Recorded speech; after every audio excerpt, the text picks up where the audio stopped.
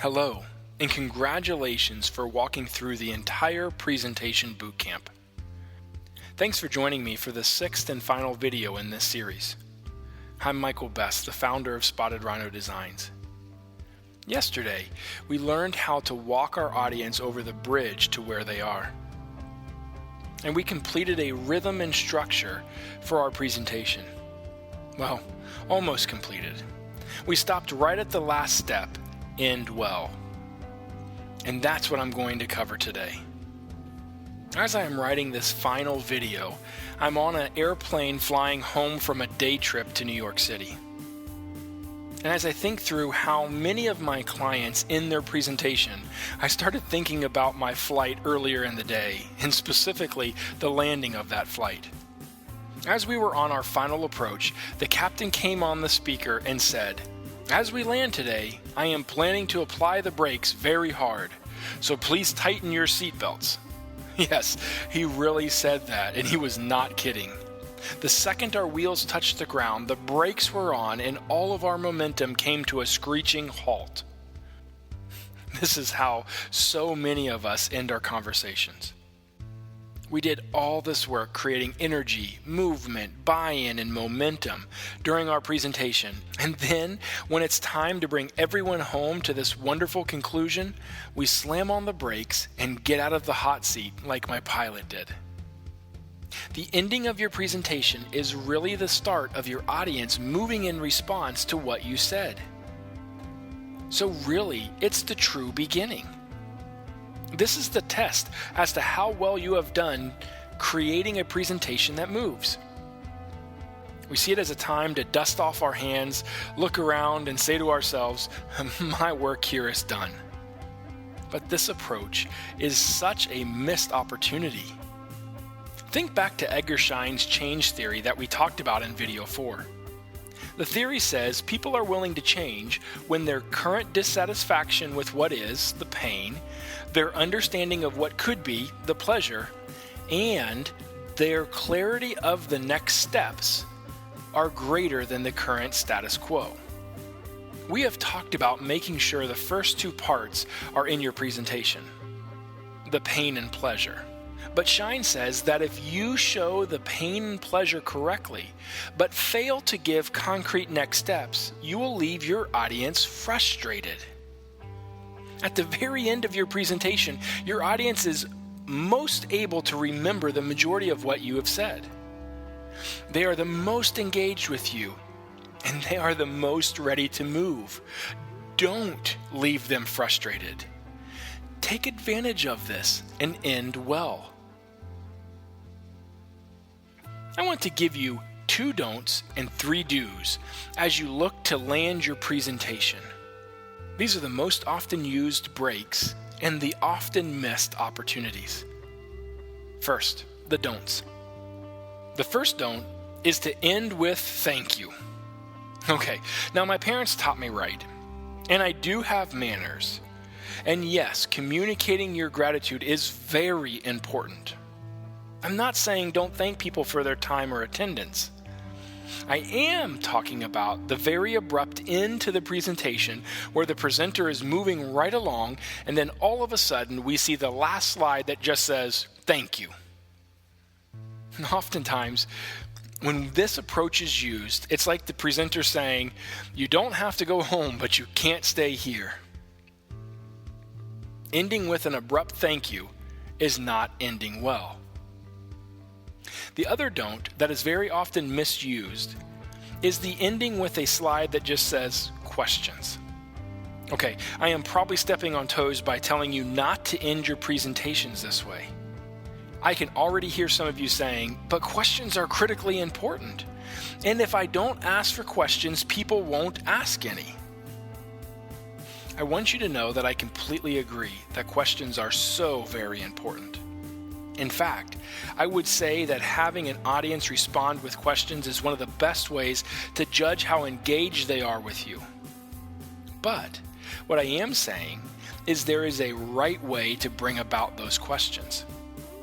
You see, when we simply end our presentations and open it up for questions, we are turning over our nicely planned and structured communication and exchanging it for something that could go in many different directions. How many times have you opened the floor up for questions only to find yourself answering off-the-wall and irrelevant questions 10 minutes later? Or worse yet, you open it up for questions and hear crickets because no one was actually engaging with you or listening for that matter. You see, we want questions, but we want them to be asked in response to making decisions along the path to our more desirable future. When we effectively show our audience the next step, this will generate questions. But these questions are more powerful because they are not simply questions to fill time. They are questions that your audience needs to have answered in order to be ready, willing, and interested to proceed on to the next step with you. These are the type of questions we want. These questions let us see really where our audience is and how they are thinking, which is exactly what we want as we are wrapping up our time with them. That is how we don't want to end our presentations.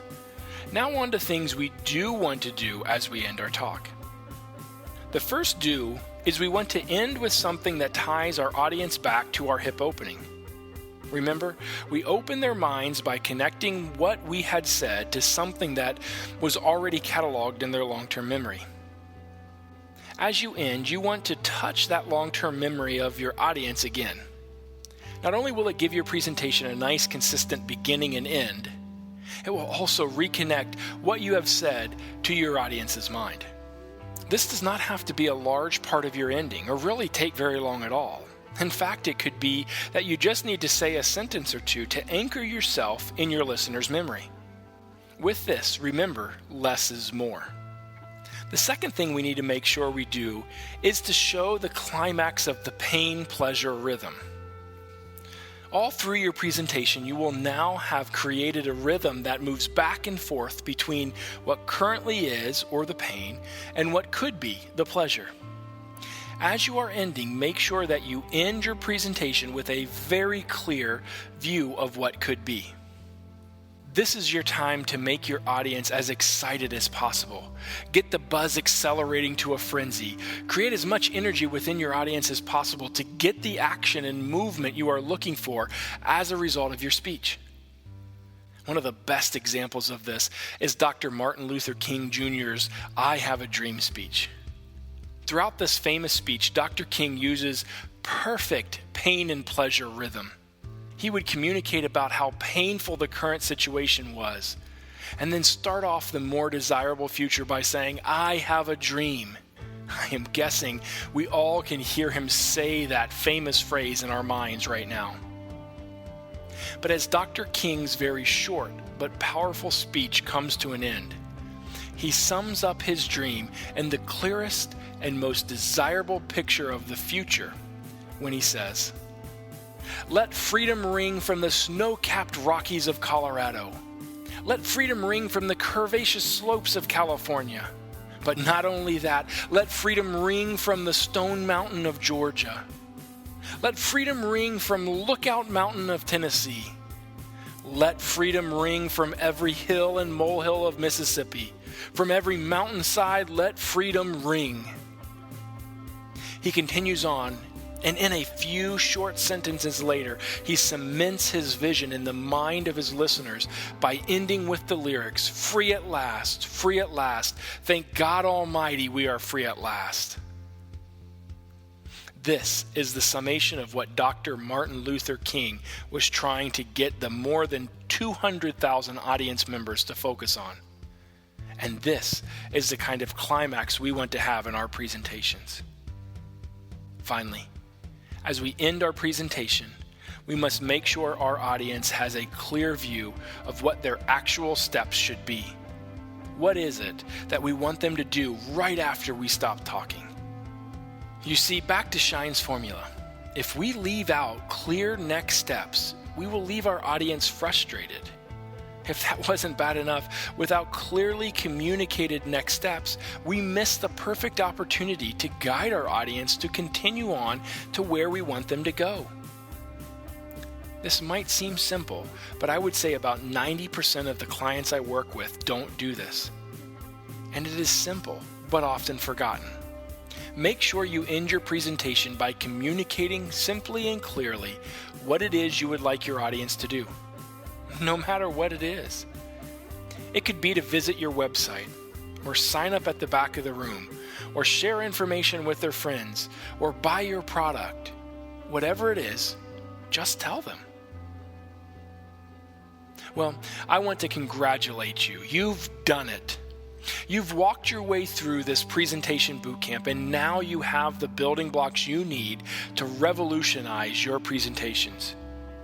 You now possess the knowledge to move from the majority of people who are overwhelmed with the idea of creating the most effective presentation to the elusive, successful minority of the top presenters in the world. Now, I would be remiss if I didn't take my own advice on how to end a great presentation. So I want to speak to each of the groups of people in my audience specifically. First, are those of you who are borrowing this video from a friend. If this is you, I want to say I'm glad they sent this to you, and I'm glad you are watching it. But if this is the first of my presentation bootcamp videos you are watching, you've missed a lot. And we can fix that really easily. You see, the presentation bootcamp is absolutely free. All you need to do is sign up. So, what are you waiting for? Just click in the section below to sign up for the presentation bootcamp, and you'll be off and running.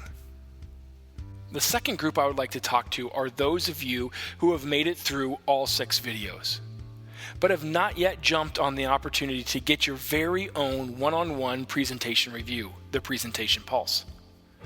I've talked about this at the end of each of the videos, but you still might need a little clarity and encouragement to take the plunge. So here it is. The Presentation Pulse is a review of your current presentation. So you will actually send over to us what you are currently using for your presentation. Then, one of our presentation gurus will spend time reviewing your actual presentation. And they will prepare a report specifically for you. In this report, they will point out what is working for you, where there are areas for improvement, and finally, opportunities you might be missing. But it doesn't stop there. You see, once your report is complete, the presentation guru will actually set up a phone call with you to talk through what they found. Yes, you heard me right. A real live person actually on the phone with you. That means you get to hear what they found right from them. And you get to interact with them and ask questions. And you get this all for a price less than you would spend taking your significant other out for a dinner and a movie on a Friday night. Okay, so that is the clarity part. Let's talk about making the deal a little sweeter. Since you have walked all the way through my presentation bootcamp, I know that you are committed to making yourself a better presenter. And if you have that level of commitment, then I am interested in committing myself to you to help you along the way. So if you click below to sign up for the Presentation Pulse today, I will personally be your presentation guru. That's right. It will not just be one of my team members, although they are all awesome. I will be the one to personally review your existing presentation, put together your report, and have a phone review with you. So I don't know how long I can keep this offer out there, so don't wait. Take me up on this today. I can't wait to talk to you. Finally, I want to talk to the group of people out there that are mega committed to making their presentation better than anyone else out there. This group is those of you who said, I understand how important it is to make my presentation count. And I want to ensure that my presentation resonates and moves my audience so that I don't miss out on any opportunity. I am interested in revolutionizing my presentation now. For this group of people, I would love to offer you Spotted Rhino's full attention. We would love to work with you to understand who you are, what you have to say, and whom you are saying it to, so that we can work with you to create from beginning to end a presentation that moves your audience. To this group, I would say you need to check out our Presentation Revolution. This is where you would work with one of our presentation gurus to completely renovate your presentation top to bottom. In a nutshell, we will literally work with you and your team to understand your message, develop a presentation structure for you, then sketch out your presentation storyboard, and finally broker your design work so you get the best price and match. This is the whole enchilada. If you are even the least bit interested in having us work with you, click below and get a more detailed understanding of the process and the value you get from it. But before you do, I'm going to do two things for you. First, I am going to reduce the price on our Presentation Revolution service. In the link below, I have special Presentation Bootcamp pricing. So now you have to let your curiosity get the best of you and click below. And second, just for Presentation Bootcamp listeners, I'm going to guarantee that I personally will be your presentation guru for your entire Presentation Revolution process. Yes, I'm going to be one busy man, but I'm okay with that. Again, if you are committed to this process, then I am committed to you. So click below and let's get started.